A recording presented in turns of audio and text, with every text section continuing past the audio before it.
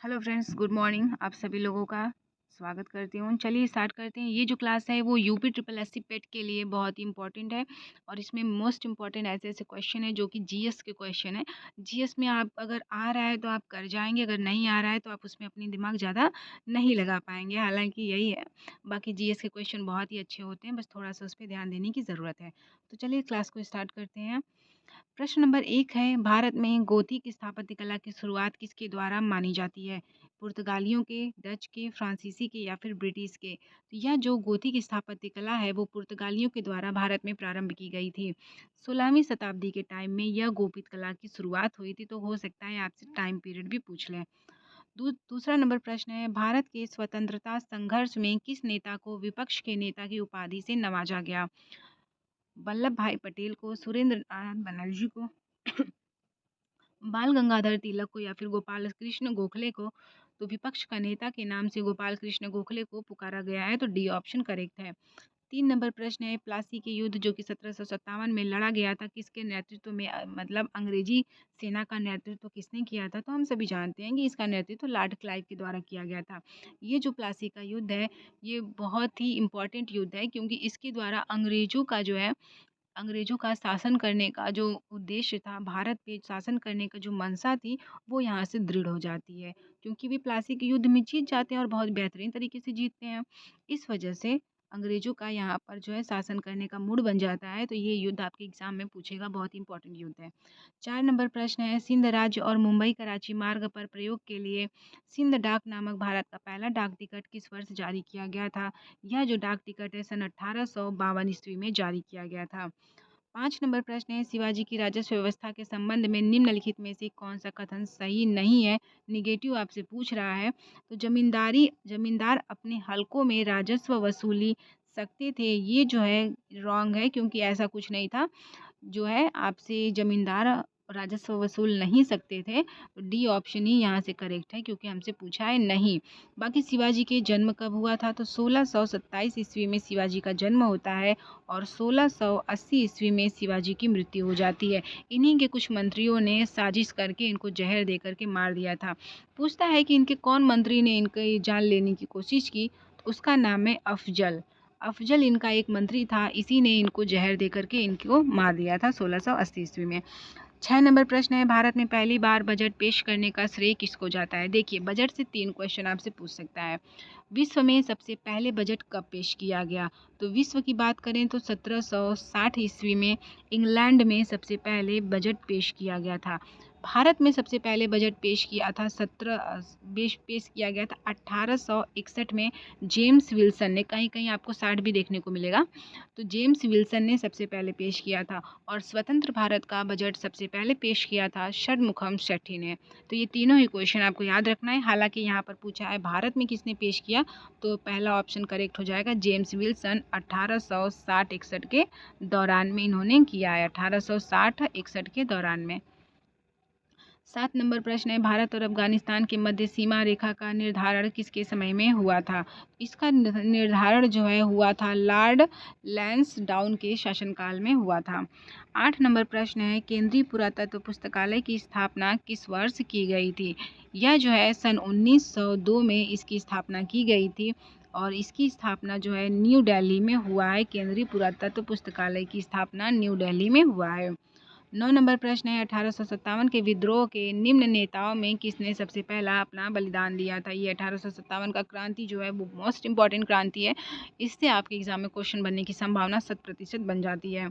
तो इसकी शुरुआत किया था मंगल पांडे ने। मंगल पांडे ने की जो बटालियन थी, उन्होंने चर्बी युक्त वाले कारतूस का प्रयोग करने से इनकार कर दिया, जिससे कि क्रांतिकारियों के अंदर विद्रोह की भावना जागृत हो गई और मंगल पांडे ने सबसे पहले इसका विद्रोह किया। अंततः इनको 8 अप्रैल 1857 को फांसी पर लटका दिया जाता है। इस वजह से जो भारत में क्रांतिकारी थे उनके अंदर एक उग्र रूप धारण हो जाता है, जिसके फलस्वरूप जो है ये 1857 की क्रांति एक बहुत ही बड़ा रूप धारण कर लेती है। पूछता है 1857 की क्रांति का प्रतीक चिन्ह क्या था? तो रोटी और कमल इसका प्रतीक चिन्ह था। यह क्रांति जो है 10 मई को स्टार्ट होती है। 10 मई को कहाँ से? तो बैरकपुर छावनी से 10 मई को स्टार्ट होती है।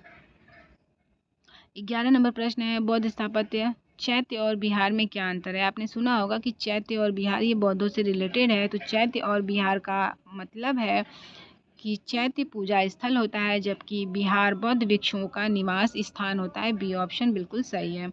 11 नंबर प्रश्न है, सासाराम में स्थित शेरशाह के मकबरे का निर्माण कार्य किसके द्वारा पूर्ण किया गया था? तो जो इनका पुत्र था, जिसका नाम है इस्लाम शाह के द्वारा जो है इसका निर्माण किया गया था, शेरशाह के मकबरे का, जो कि सासाराम में स्थित है। प्रश्न पूछे कि कब किया गया था? तो 1545 ईस्वी में इन्होंने इसका निर्माण कार्य पूर्ण करवाया था। 12 नंबर प्रश्न है, तीन कठिया पद्धति का संबंध किससे है? जो तीन कठिया पद्धति है इसका संबंध है नील की खेती से। किससे है? नील की खेती से तीन कठिया पद्धति का संबंध है। नील की खेती के में जो आंदोलन हुआ था, ये आंदोलन चंपारण में चलाया गया था।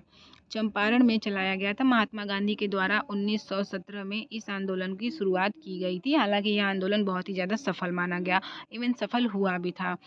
तो ये सफल हुआ और राजकुमार शुक्ल जो है बिहार के हैं, ये आए थे, महात्मा गांधी से रिक्वेस्ट किया था 1917 में कि ऐसा है कि हमारे यहाँ अंग्रेज बहुत हमें परेशान कर रहे हैं, हमसे ज़बरदस्ती 20 भाग अगर भूमि है तो 20 भाग पर 3 भाग पर आपसे ज़बरदस्ती नील की खेती करवा रहे हैं। हालांकि हमें, उन्होंने कहा राजकुमार शुक्ल ने, कि हमें नील की खेती करने में कोई प्रॉब्लम नहीं है, लेकिन नील की खेती करने से हमारी भूमि जो है वो बंजर हो जा रही है, जिससे हम कोई और पैदावार नहीं उस पर कर पा रहे हैं। इस वजह से हम नील की खेती नहीं करना चाहते हैं।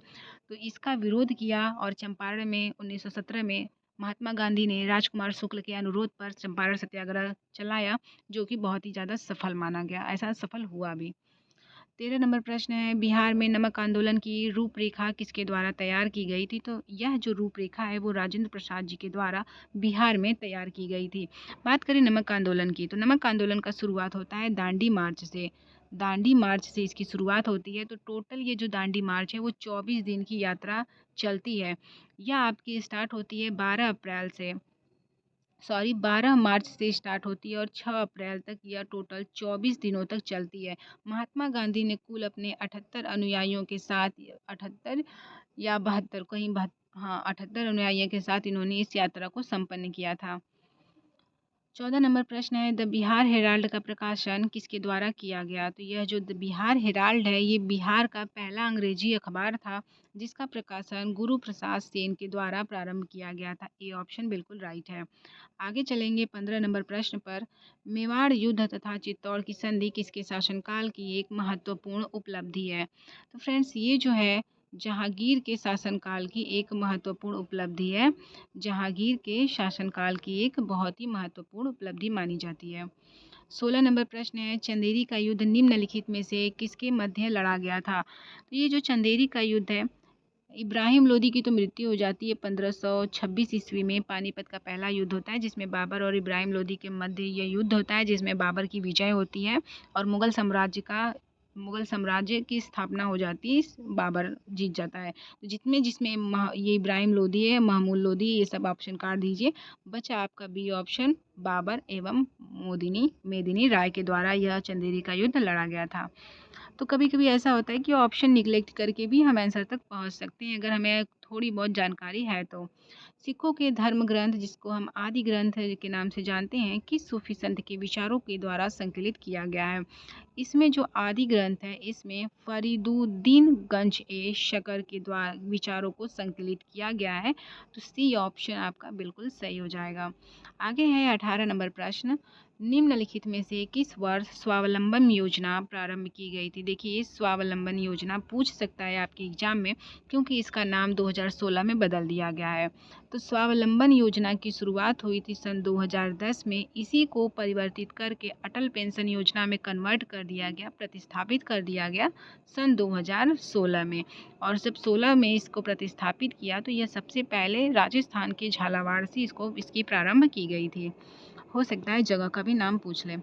19 नंबर प्रश्न है, ड्यूटी ड्रॉ बैंक का आशय क्या है? तो ड्यूटी ड्रॉ बैंक का आशय निर्यातकों को आयात शुल्क की वापसी करना ही होता है।